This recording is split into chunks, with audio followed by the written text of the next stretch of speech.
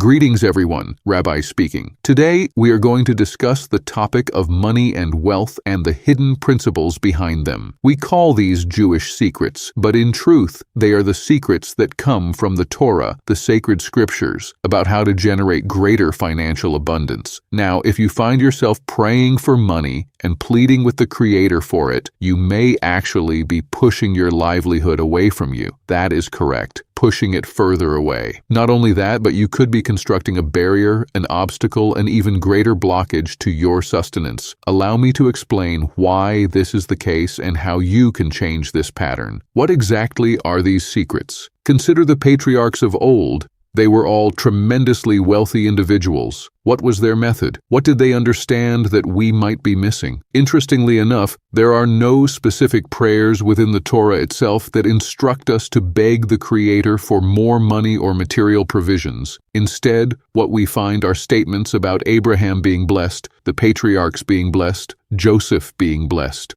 They were all blessed with whatever they possessed. Joseph was blessed to become the channel of sustenance for an entire nation, indeed for all the nations surrounding him. Abraham was blessed abundantly. He was extremely wealthy. The scriptures describe him as heavy with possessions, heavy with livestock, heavy with sustenance, heavy with all the forms of wealth that existed in those ancient times. So we must understand that this matter is not what we commonly assume it to be. If you are still praying, still begging God for money, please stop doing so. This approach will not help you. If it has not brought results thus far, it likely will not bring results moving forward. So what will help? That is the essential question. Let us dig down to the foundation of this issue. By the conclusion of this presentation, I hope you will grasp the methodology taught by the Kabbalists regarding how to create a proper vessel for receiving. That is what we call it, a vessel capable of receiving.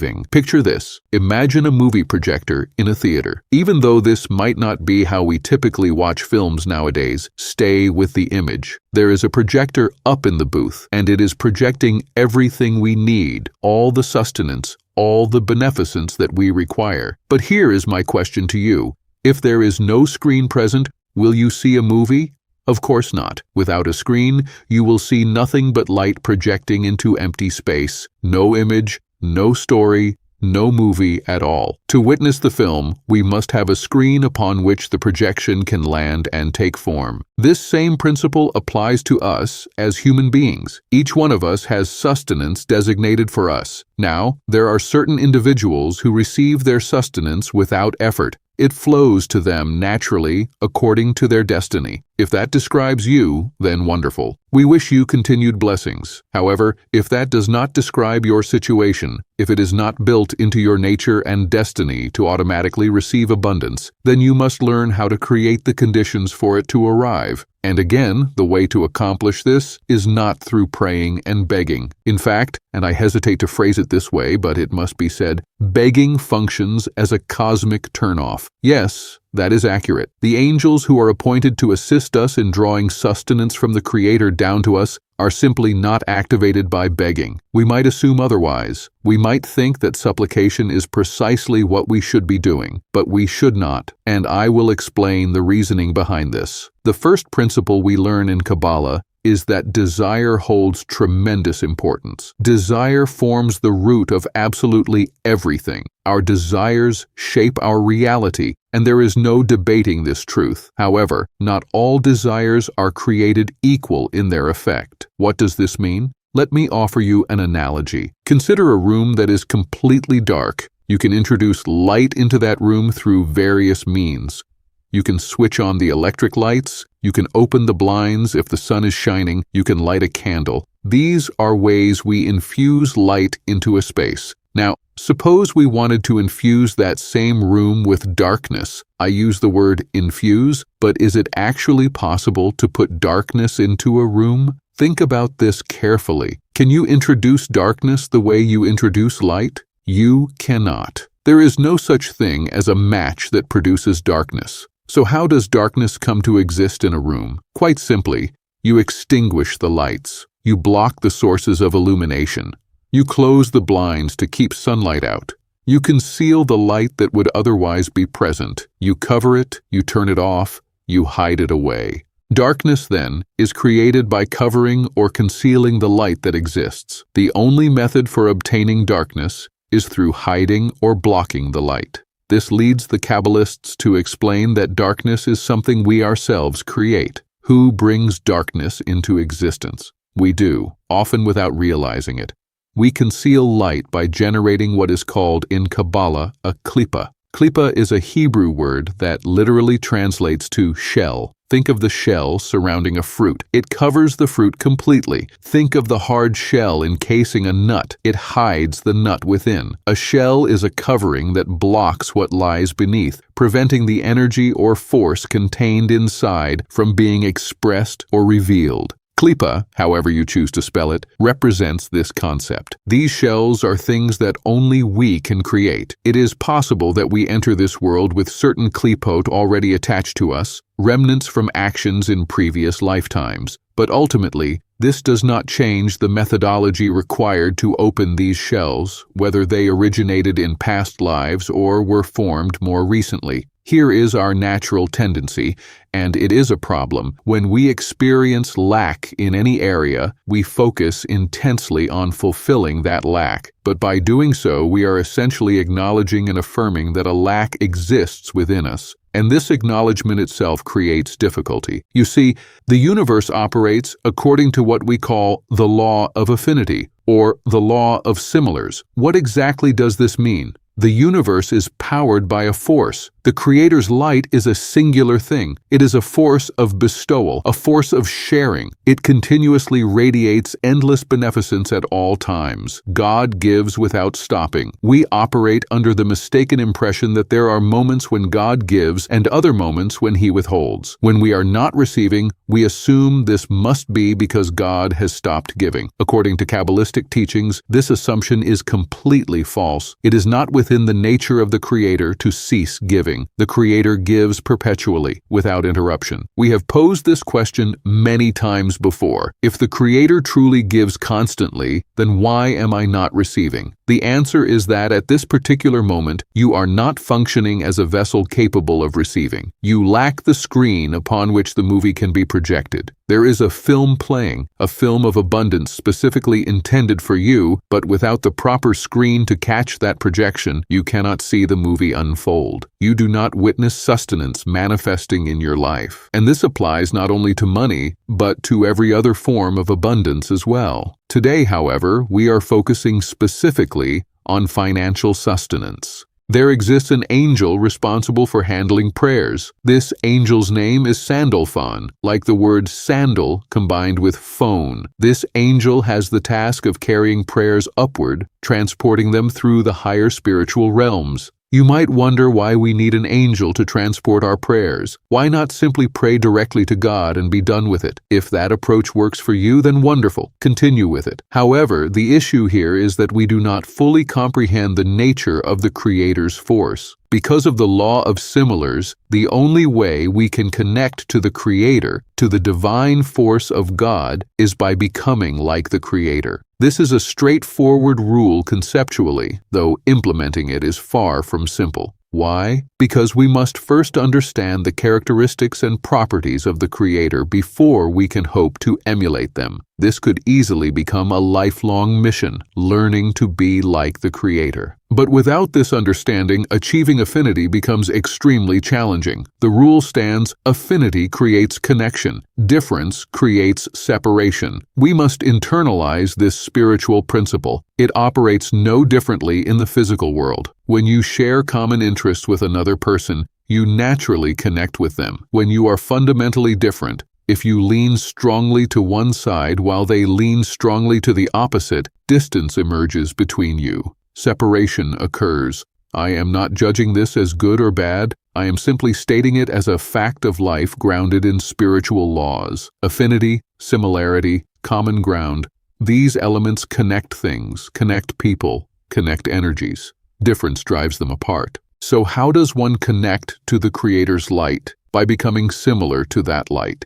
Here is a question for you to consider. Do you entertain any thought that the Creator experiences lack? Does God have any deficiency whatsoever? Absolutely not. The Creator possesses nothing, that we would recognize as desire in the human sense. The Creator shares, bestows, and desires to benefit all of creation. But if we are not like the Creator in this regard, if we are focused on our lacks rather than on giving, we create difficulty in connecting to the divine source. Now, this is where angels enter the picture. Angels exist as messengers positioned closer to our level of understanding. They help us by carrying our prayers upward. There are angels assigned specifically to matters of sustenance. People often ask, why involve angels? Why not just speak directly to God? I am not here to dictate what you should do. I am sharing wisdom that has proven itself over 5,000 years of human history. This ancient knowledge contains genuine substance. It has remained unchanged across millennia,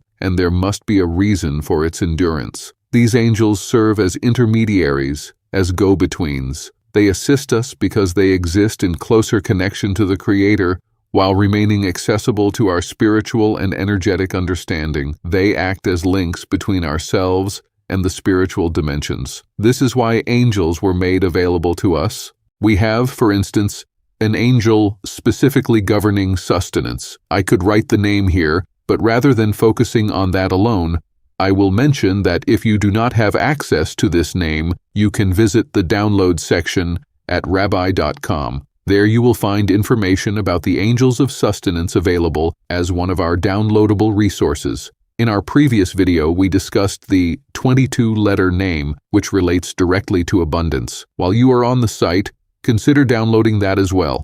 The 22-letter name also connects to matters of sustenance. The first thing we must realize, then, is how to shift our consciousness toward having affinity with the Creator.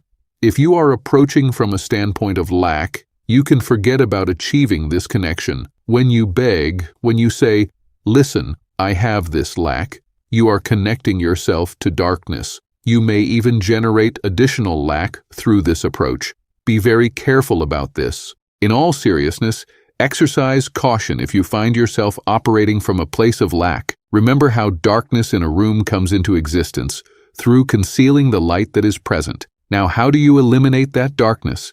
Can you directly remove darkness? Actually, you cannot. You cannot command darkness to leave, to depart, to get out. Nothing you say to darkness will make it disappear. But what can you do? How do you truly banish darkness? You turn on the lights. This seems obvious, doesn't it? Yet in human behavior, this obvious solution becomes anything but obvious. Our tendency when facing lack is to focus on the lack itself. I am so depressed. I am broke.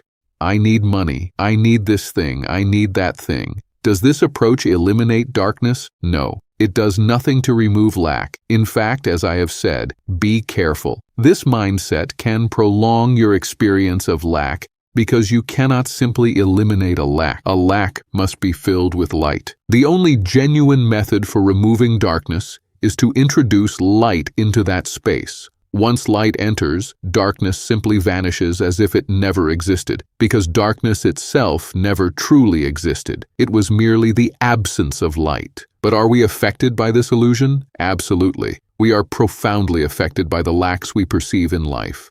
Disease, depression, all manner of difficulties. These represent lacks.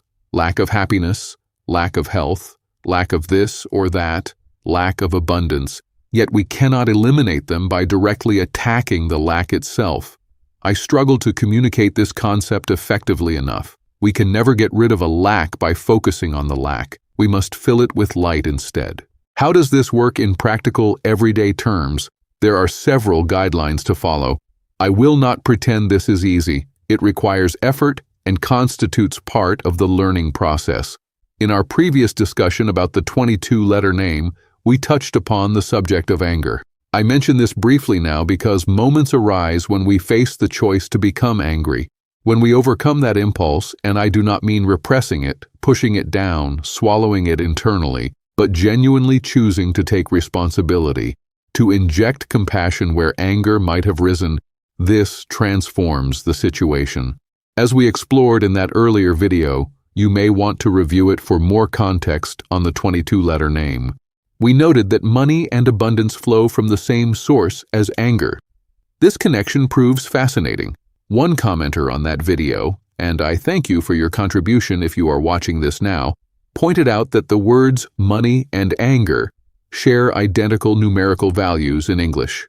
Anger calculates to 27, and money also calculates to 27 when you apply numerology to these two words.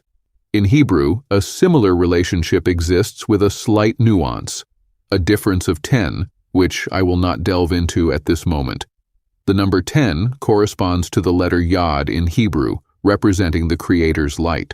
So when you inject the Creator's light into anger, the result becomes sustenance. This conveys essentially the same message. It is remarkable, truly remarkable, how these connections manifest. So what practical steps should you take? Should you stop praying altogether? No, you should continue praying. But what should you pray for? Rule number 1, never pray specifically to fulfill a lack, because doing so aligns you with the energy of lack itself. There exists a negative force in this world, a force that enables us to exercise free choice, and this force operates through lack. It functions like a black hole, drawing everything into itself. We do not want to align ourselves with that force, because doing so only attracts more lack into our experience. What alternative do we have? First, the concept of certainty carries tremendous importance. Certainty operates as a spiritual force. What do I mean by certainty? Certainty means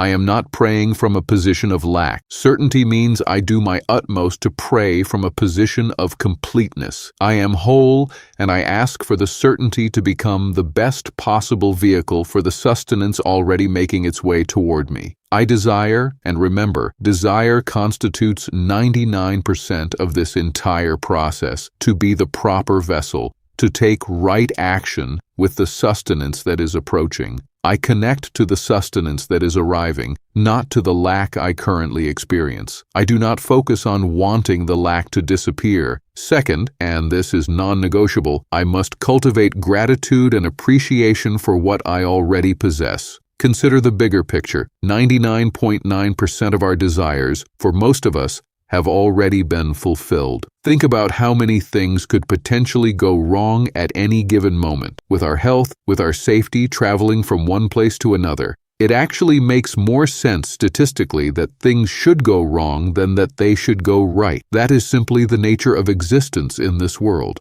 Therefore, appreciation for everything we have becomes essential. Additionally, forgiveness and release, letting go before we sleep at night of any grievances we hold against people in our lives, can also remove blockages. When we hold others hostage in our minds, we may be creating barriers for ourselves. Gratitude and appreciation for everything we receive must be cultivated, and we must not forget the role of work. I must engage in work that aligns with my goals. If I am delivering newspapers, I should not expect to become enormously wealthy through that specific activity. That occupation may not serve as the proper vehicle for the level of wealth I desire. In other words, our expectations must remain realistic relative to what we actually do. However, I should strive to excel at whatever I do. I need passion and desire for my chosen activity. Two ingredients lead to success: passion and work. If you feel passionate about your work and you commit to putting in the effort,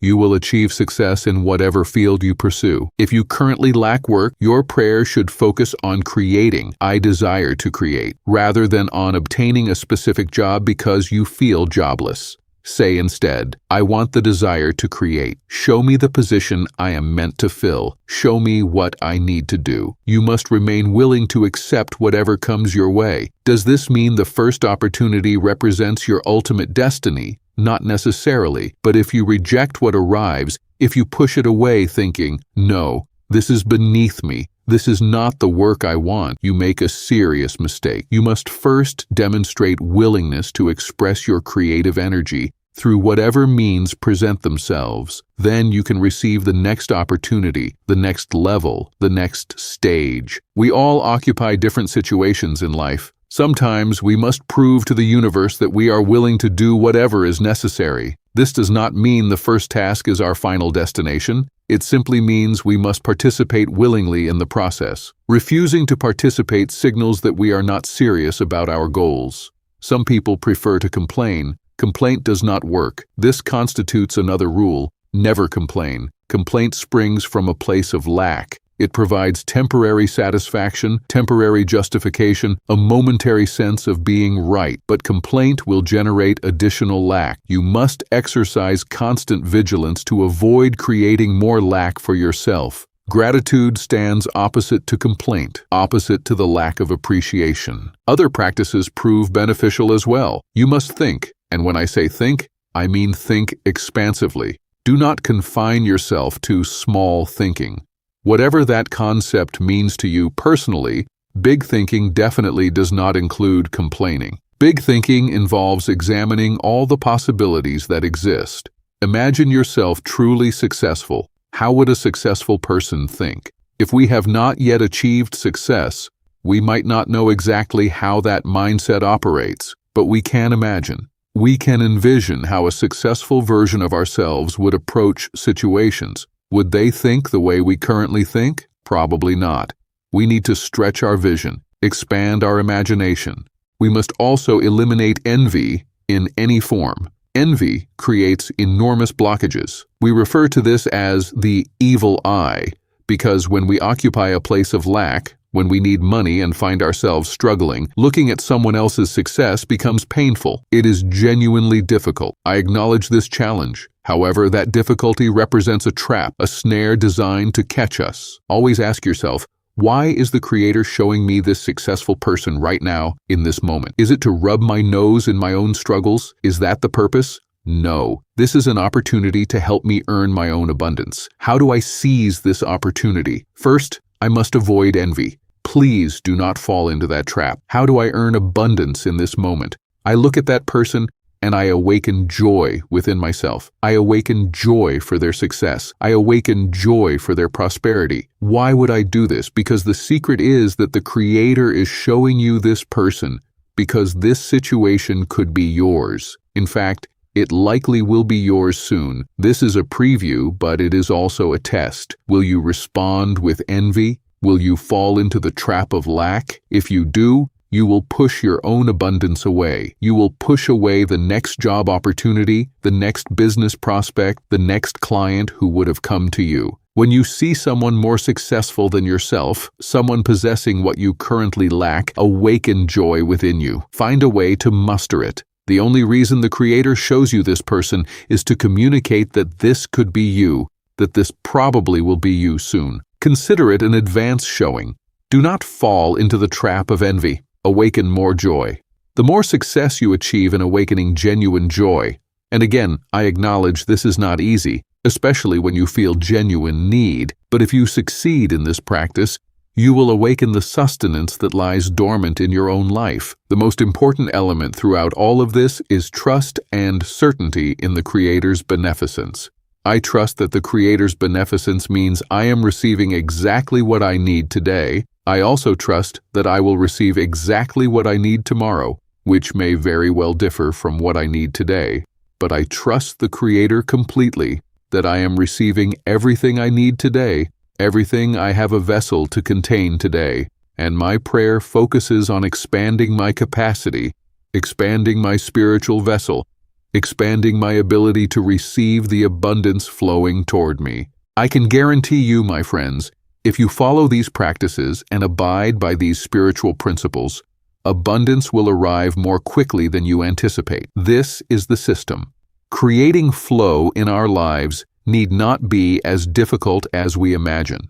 However, when we approach from a place of lack, we enter a vicious cycle. I know this happens. We fall into the state of lack, and then we attract additional lack, and the pattern continues. We cannot operate from that position. Remember, the proper prayer is not a prayer to fulfill my lack. Instead, I want a prayer that expands my ability to bring more of the Creator's light into my experience. I appreciate what I already have, and I desire to bring more. I maintain certainty. Fear has no place here, no fear whatsoever. Whatever needs to happen will happen.